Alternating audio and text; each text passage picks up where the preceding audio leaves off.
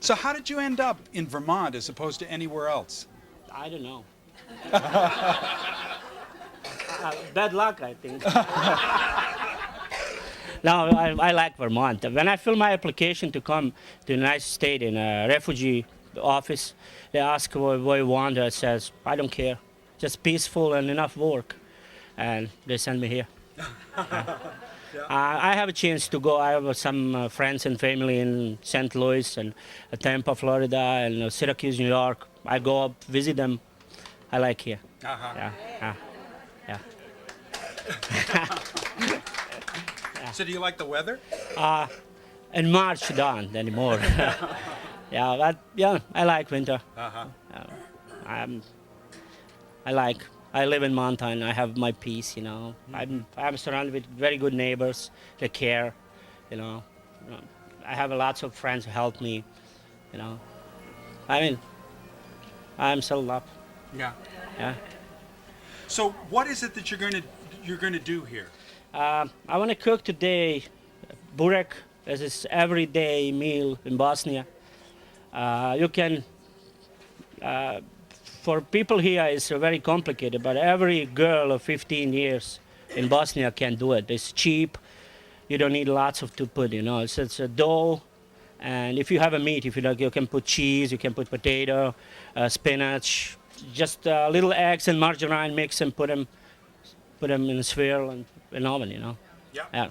Now this, you folks all know about phyllo dough that used in Greek cooking, and you know, it's only the rare Greek grandmother who can make phyllo because it's so challenging. So everybody else gets it at Shaw's in the freezer case. Yeah, but this is like phyllo. Yeah, we make our phyllo. Yeah. And what went before where we are now? How'd you get, what stages before this stage? I just mix water and flour, all-purpose flour, any kind, and little salt, and make them a little thick. But today it's very hot. I have a very sloppy. I try. I do my best. Yeah. Yeah. And yeah. I prepare meat with. I put ground meat, 85% lean. I put onion, black pepper, salt, and vegeta. Vegeta is you can buy in the Shaw's. It's Croatian seasoning. But used in most countries in Central Europe, everybody uses them. Mm-hmm. Yeah. Now, is it, you say any girl of 15 can make this dough? I could, I did say can, could. I said could. Okay. Yeah, we have like I'm married very early, I married 23 years ago, and first thing my father asked when I bring my wife home, we are both 16, and he said, what did you do? I said, I'm married. Said, can she make a burek? I said, I don't know. If she can make a burek, she can stay. If not, I'm lucky she know how to do it. At 16, did you know how? What? Make burek? Yeah. No, I'm not. No, I'm not. She teach me. She teach you? Yeah. So she should be doing this demo. So, is it unusual for a Bosnian man to be able to make phyllo dough? Are you an exception or not? You know, we have a most hard-working woman in the world and most laziest man in the world. We are work 8 hours in a company, come home, drinking beer and watch TV. I'm exception, you know. Yeah. So I'm delaying you, but there are a couple other things I want to ask you before you start. Your work now. Tell us about your work. I'm brick mason right now. As a job I work, I really have to do that because of bills, you know, most money you made there. But I like to do that. Someday I want to make my own bakery and, you know, maybe deli, who knows. Mm-hmm. Yeah, I'm brick mason and I have a home, a little farm. You know, I sell lambs to our community, Boston community. I smoke meat in the winter. I do like 2,000-3,000 pounds of meat in the winter, like a beef jerky, sausages, and stuff like that. So you were telling me before that you come from a long line of masons. Yeah, and our in Bosnia, and every town, every village have own trade. In one village, it's only masons. In other villages, like carpenters. In next village is Smiths, you know, blacksmiths. And you got the last names on that. It's not anymore like that, but I think I am. So my father told me 7th or 8th generation Mason. Yeah. And you came from a village of Masons. Or Yes, he did. my dad did. Yeah. I grew up in a city. Yeah. Yeah. Yeah.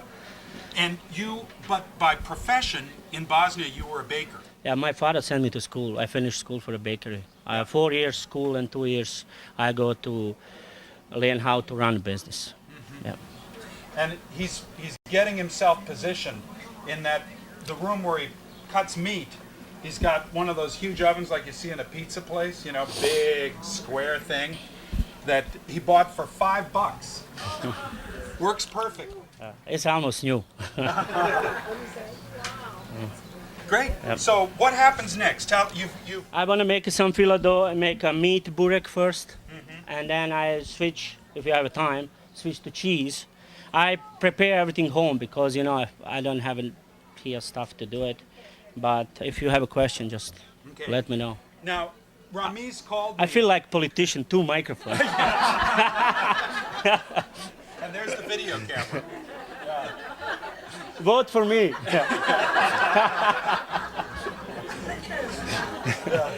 So Ramiz called me and he was concerned about what kind of table was I going to have here. I said, well, you know, they're like church supper tables. He said, well, I think I'll bring my own table, you know. So tell me what you need from this table. Why'd you bring your own table? You will see now. Okay.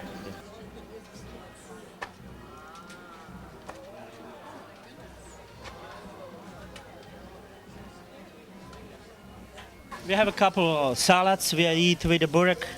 One is with green onion and sour cream. Another is with black radish and sour cream. We eat lots of sour cream, you know.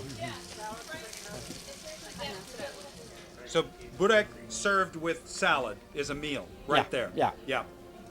And it seems like you can fill it, you mentioned before apples, Yeah, so you can fill it with pretty much anything. anything you like. Yeah.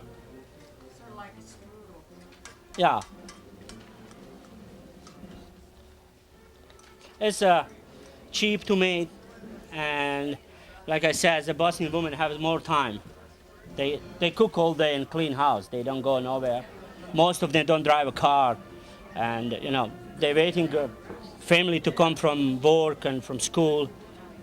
Yep.